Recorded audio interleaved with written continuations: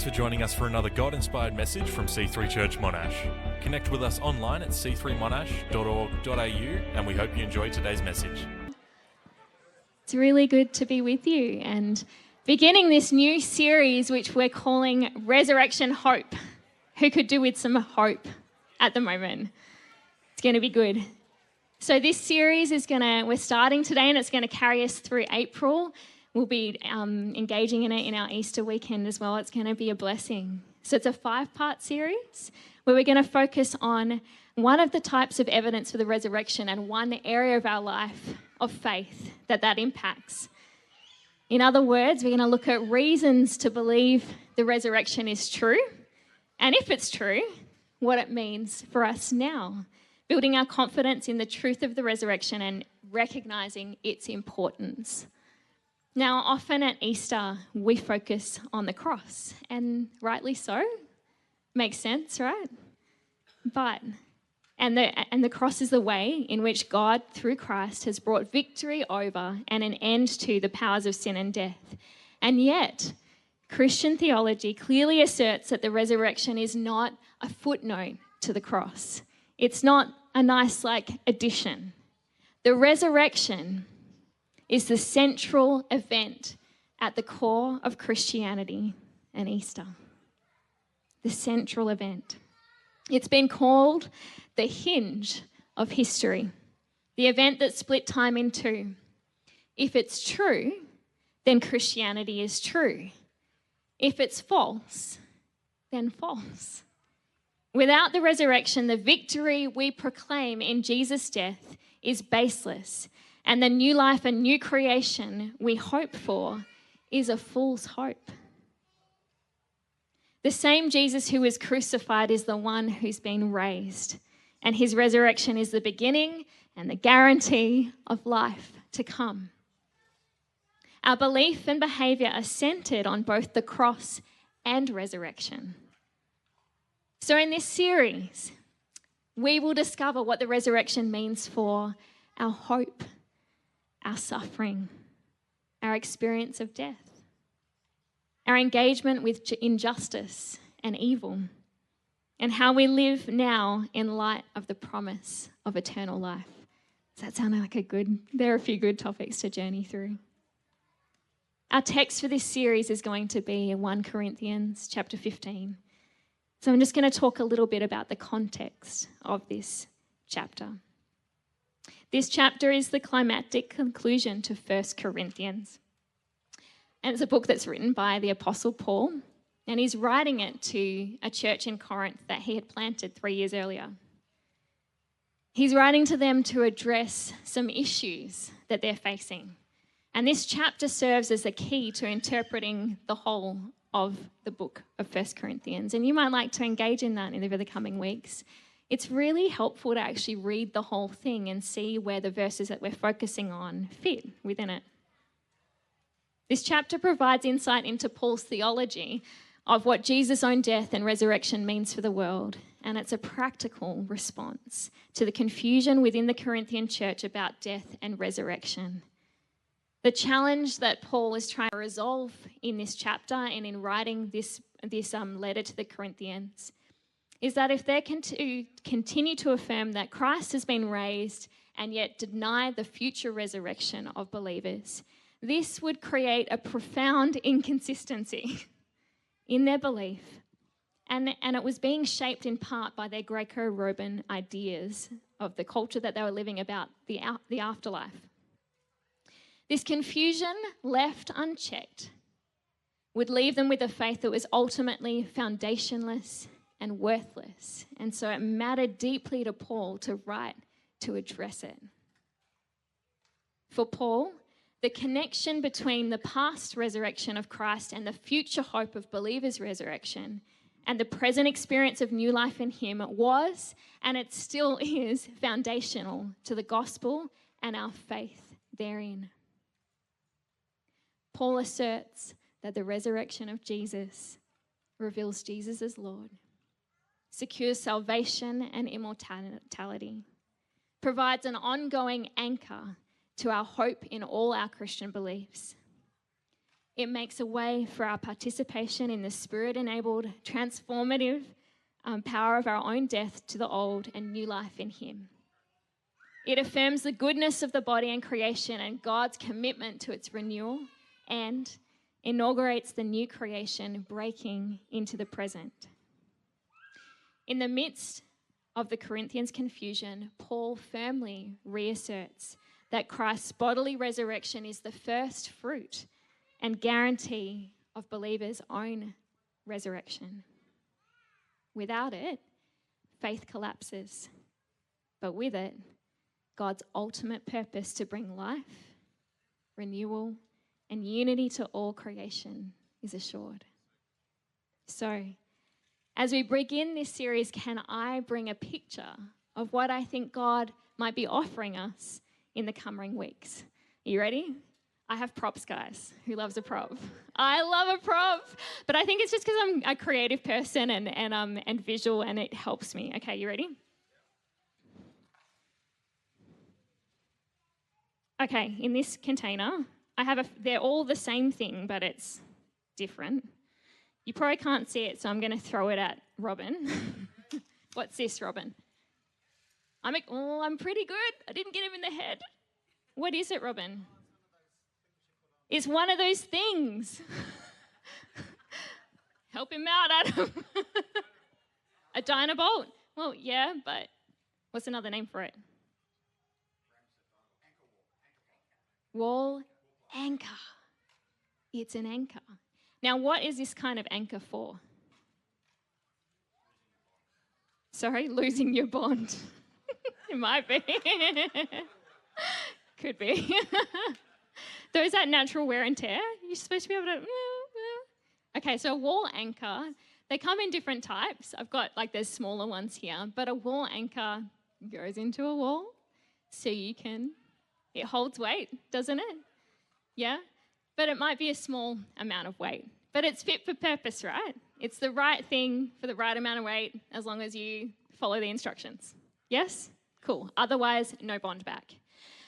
All right, I've got another one for you, and this is courtesy of Keith from Facebook, who probably thought I was going to use it for something else, but thank you, Keith.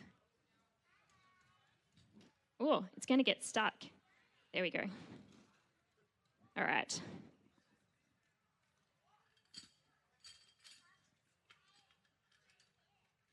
It's this one, guys. It's a boat anchor. Don't throw it.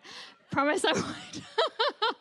That would do some damage. Ruth would be like, no incident reports at church, please. This is a boat anchor. Now, this is not a big boat. This is a small boat, for a small boat or a kayak, and it is an anchor for that kind of boat. Now, this anchor wouldn't work for a really big boat, but it's the right kind of anchor. If you've got a kayak or a dinghy, it's going to work well. Well, I'm going to leave it there. Can you cope with that? In the Bible, the anchor is a metaphor for hope in Jesus Christ, representing spiritual stability and security amid life's trials. Hebrews 6:19 describes this hope as an anchor for the soul, firm and secure, anchoring believers to God's promises. I wonder if the invitation from God through this series is to have the anchor of our lives, our hope in Jesus and his resurrection, enlarged in a way which brings even more stability and security in the midst of our lives. Whether we currently need stabilizing or he's preparing us for what's coming or our boat is getting bigger, whatever the reason, that our anchor in him would be enlarged for the future. Perhaps you could take a moment right now, just close your eyes and consider this question about the anchor of hope in your life right now. How is your hope?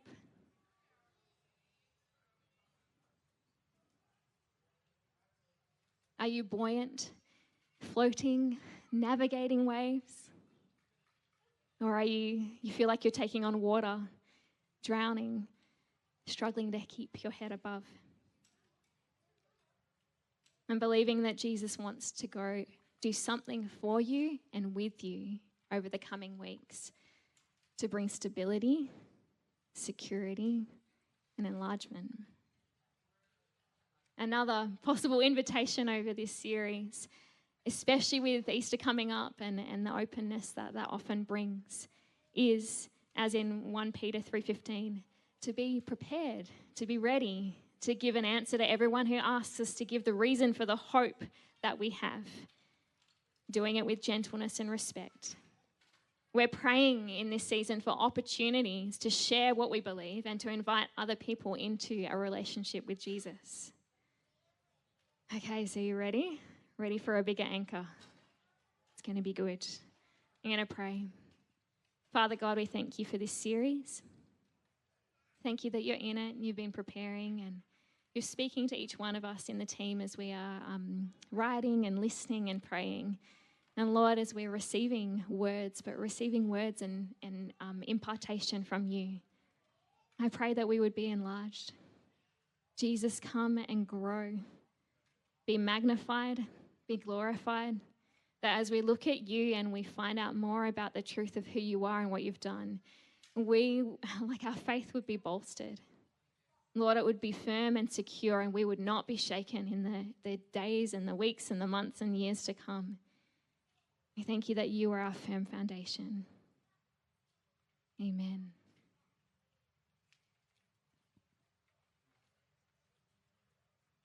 So now I'm going to invite up Beck Tuffrey. Hi, Beck. So Beck's going to come and join me. And I have the privilege of working with Beck on staff. She helps us with admin and so many things. But she is an avid reader, very passionate about the Bible, and particularly the area of apologetics.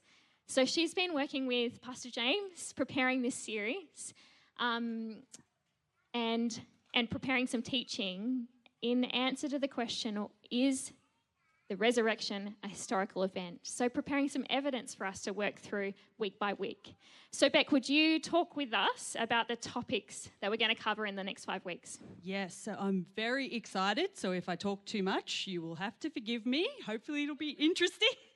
So today we're going to talk about the reliability of the New Testament. That's really important to establish because that's where we find the gospel and the truth about Jesus. So we need to know that what's in there is actually accurate and trustworthy. So that's today. The next one is Good Friday, which is internal evidence from within the New Testament that tells us that it's the disciples are telling the truth. The next one is Easter Sunday, which is external, so outside of the Bible, corroborating evidence. Week 4, which will be the following Sunday, is minimal facts and alternate theories. And the last one... Yeah, week 5 dropped off there. I don't know why, that's but okay. hey, it's this fine. one. That's Prophecy. fine. Yeah. So prophecy, which is going to be really interesting, and a Q&A. Yeah. So that's where we're going. So this week, what are we looking at? Yeah. So this week, we're basically establishing reasons why we can trust that the New Testament documents are telling the truth, that they're accurate, that they're reliable. So that's where we're going to start. Wonderful. And Beck is going to join me for that. And then we're going to look at what that means for our hope, our trust, our peace. So, Beck, I touched on this a bit already, but why is it actually helpful for us to know the evidence? Why does it matter? Yeah. So if you're a Christian and you're here, you might be thinking, well, I already believe in Jesus and the resurrection, so why do I need to know some of the evidence? And I would say, firstly, it's adding confidence and assurance to your own faith, so the deepening of that anchor that you talked about, which is also really helpful when you're going through times of trial or suffering or struggle or doubt or death, all the things that we face. It's pushing your hope and your trust deeper. But secondly, it's also for people that you might end up talking to. Because in my experience, a lot of people are open to talk about spiritual things. And if you have, if you feel ready to do that, I feel like that's really helpful. And not that you need to know everything. Nobody knows everything. But I feel like it just gives you a greater sense of assurance and confidence to go into those conversations. So, And just noticing where there's an opportunity or an open door that you can offer something. Yeah. exactly. And I just want to mention, if you're here and you're not a Christian or you're not sure or you're curious, I'm hoping that this will be some interesting information for you as well, maybe things you haven't heard before, and things that might start a learning journey for you. So hopefully it will provide something for everyone. Definitely. And if not, I did my best. So All right. don't judge. I'm going to move this out because I feel like you're going to trip over it. Sorry about that. Pop it there. So Beck, you're opening this series with a quote from Wes Huff. Yes. Would you like to share that quote and who Wes Huff is? Yes. Does anyone know Wes Huff? Anyone? He is so good. He's a Canadian theologian and he specialises in the history of biblical manuscripts. So he's done a lot of work in these areas and he's just so interesting and engaging. He's been on Joe Rogan and heaps of podcasts and TV. So if you wanted to check him out, he's very good. But we're starting with a quote from him, which is, "The New Testament is the most historically attested document of antiquity. Its reliability is grounded in public, verifiable history rather than private spiritual experience." So in other words, we've got really good reasons to trust what we find in there. All right. So you're going to run us through some of the evidence. How many have you got for us? Okay, so there's so much I could say. I just want to very briefly say this is a little snack. There's a whole banquet table available to you. Maybe should some you hors wish d'oeuvres? to, this is an hors d'oeuvre. Should you wish to pursue, then you can. But it's a very brief overview, okay? So there's a lot of information, but I've kept it concise. So there's a whole field of study called textual criticism, and textual critics are scholars who look at ancient documents and they use criteria to determine how accurate or trustworthy those documents are. So I've read a really good book, which I would also recommend. It's called Trustworthy, 13 Arguments for the Reliability of the New Testament. It's really good. But for the sake of brevity, I'm just going to briefly go through 7. Okay, so the first thing that textual critics look at is the number of sources. So essentially, the more copies you have, the better, because they can compare them, they can see where they're similar, where they're different. And in the case of the New Testament, it's absolutely unparalleled in the amount of copies. So there's 6,000 manuscripts of the New Testament, which is a lot. And when they compare them, what they find is there's only very minor differences. So things like spelling or the number of something. So nothing that in any way affects any minor or major doctrine. Now, just by way of comparison, to show you how amazing 6,000 is, the next closest contender is the Iliad. Has anyone read the Iliad? I did once. I never will again. It's a slog, one person. Yep. It's a slog. But the Iliad is the next best at 1,565 copies. Okay. And everything else comes way below that. So that shows you how high the New Testament is. So that's the first one. Yep. Okay, now the second one is also really, really important, and it is early and eyewitness accounts. So that adds a lot of weight to the reliability of a document. So in the ancient world, documents are considered early if they're written within 3 centuries of the people or the events. That's 300 years. So, for example, for Alexander the Great, his biographies are at least 3 centuries after the fact, and they're considered to be credible.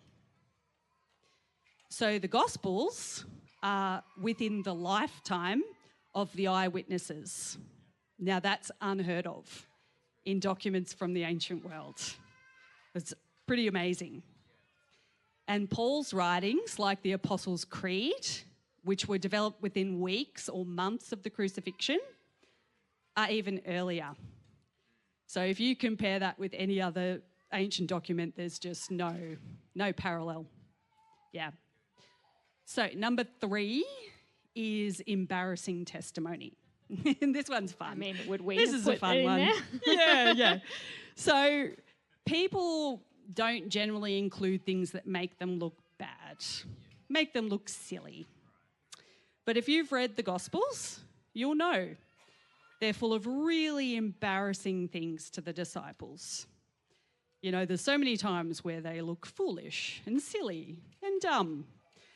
Few little examples. So Peter denies Jesus.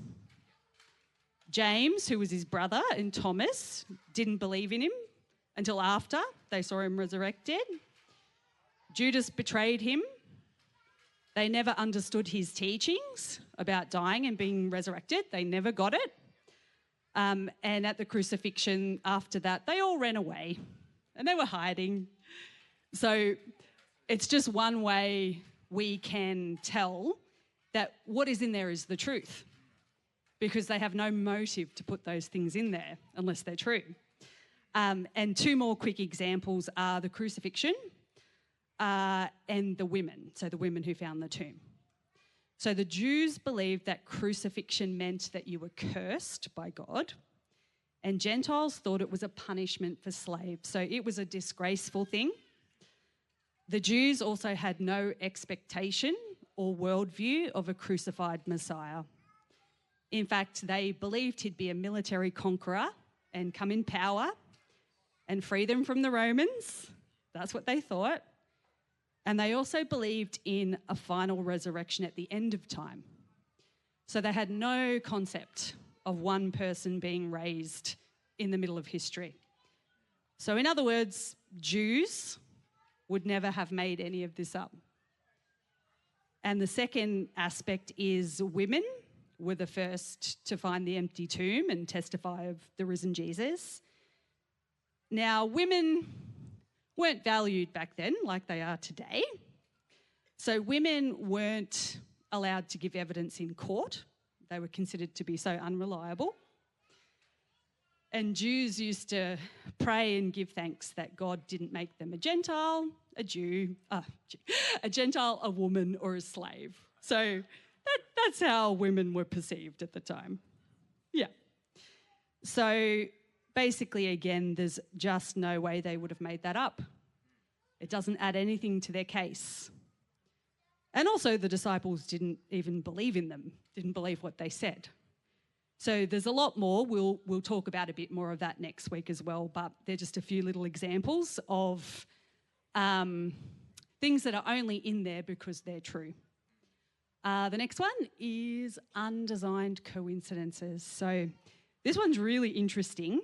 And again, I've got some of this from this book, but they're basically details in the different gospel accounts that unintentionally corroborate each other. So certain things are mentioned in one gospel and then extra things are mentioned in another, but when you put it all together, it makes a big picture. Now, I haven't included an example just because I'm trying to be brief, but if you want to investigate that, this is where you could go. So the next one is consistency and coherence. So this basically tests whether an event coheres with what we know of the historical context. So for example, if in the Gospels the disciples are riding around on motorbikes around Galilee and tweeting out Jesus' latest wisdom, we know it doesn't fit, right? So basically everything in there we know coheres with what is known of the first century. So, yeah. All right, the next one is the type of writing. So basically the Gospels are historical biographies and they fit with other Greco-Roman writing of the time that are doing similar things. And the category of fictional biographies, that wasn't around at the time and it didn't come till 200 years later. There was no such thing as a historical biography at this time. And those were generally written for the purposes of propaganda and subversion, that kind of thing. So the category of the writing is another clue for us. And the last one... It's archaeology. Yes. One more. Yes. So archaeology is really, really interesting. And again, I couldn't include much because we'll be here all day. But there's a lot of archaeological discoveries that contribute to our knowledge of the New Testament and add to its reliability. So a few examples.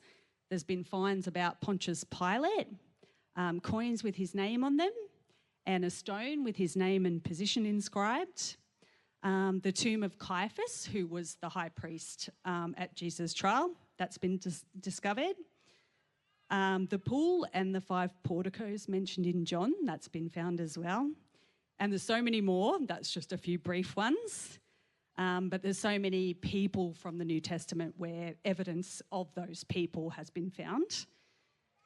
And again, there's just so much I could say, but that's very brief. Yeah, but a great little taster. Yeah. Is anyone getting hungry? They're going to go find out some more this week? Yes. It's so good. Yes. It's so good. And that's all to say that the New Testament passes all the tests of there's more, but it passes all the tests of historical reliability in every way, which makes it the best textually attested work in the ancient world. Yeah, it's pretty amazing. Yeah, and that's really brief. There's so much more information, but here's a good place to start if you're interested.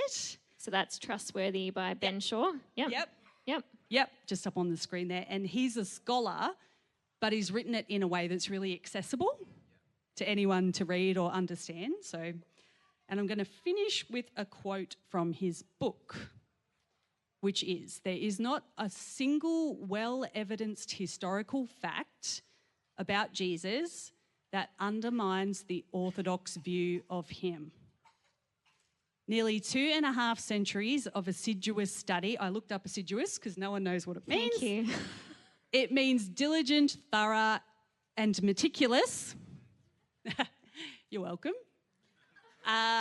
Research and discovery by archaeologists, historians, textual critics, and other scholars searching for an alternative Jesus have failed to turn up a scrap of evidence that contravenes what Christians have traditionally said about him. So the data's good, the sources are good. So it's a good place to start, isn't it? Thanks for listening to today's message. If you have any prayer needs, email prayer@c3monash.org.au or connect with us online.